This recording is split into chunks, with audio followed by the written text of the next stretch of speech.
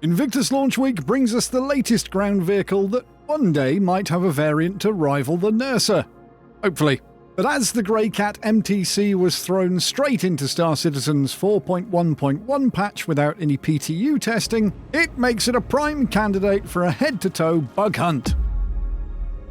For returning viewers, I thank you, but if you're new, Issue Hunter is a series where I try and uncover all the bugs with a vehicle to highlight or create the appropriate issue cancel reports to get more contributions. If you think a vehicle could benefit from this, leave a comment down below and be sure to subscribe for more like this. Starting with the exterior, the fancy 1/8 SCU rack at the rear doesn't recognise the new ATLS GEO boxes. The workaround to this is placing them in the external storage on the right hand side, or there's the personal storage at the base of the two suit lockers inside. Although technically playable as there's a workaround, I've tagged this one hardly playable as it affects a core function of the MTC. Speaking of the boxes at the rear, when you leave boxes on the MTC and store it, upon retrieval, those boxes will be fused to the chassis and can't be interacted with unless you self-destruct the vehicle.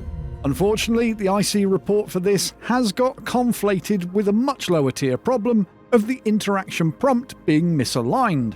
And if you've self-destructed to get your boxes back, be careful not to venture inside the chassis without a tractor beam, as you'll be trapped by an invisible collision mesh and need to lift the MTC off of you to get out.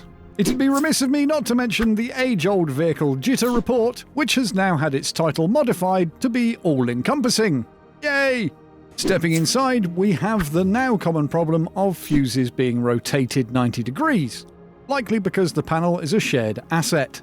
And when you use the right-hand side weapon rack, you'll notice the fire extinguisher mounted next to the gunner seat will disappear from certain angles.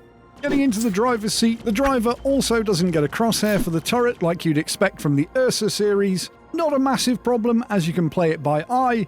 Sticking with turret-related things, you'll hear "Welcome to Robert Space Industries" when powering up weapons, and also Aegis Combat Assist when deploying the gunner screen, making this Greycat MTC very confused little vehicle.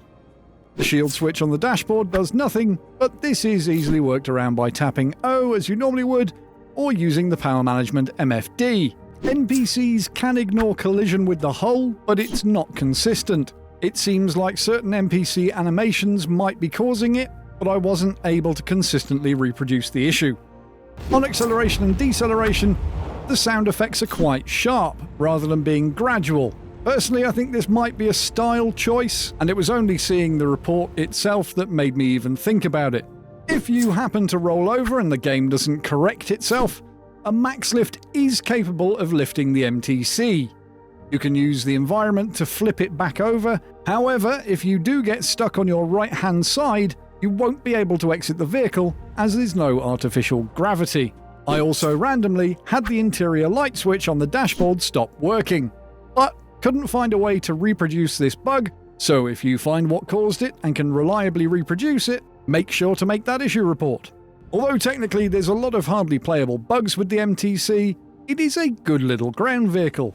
Sadly, it's not on par with the Ursa series from a general usability standpoint. Personally, I envisioned it being a handy little distribution centre runner for when the box missions came back, but due to its height, it doesn't fit.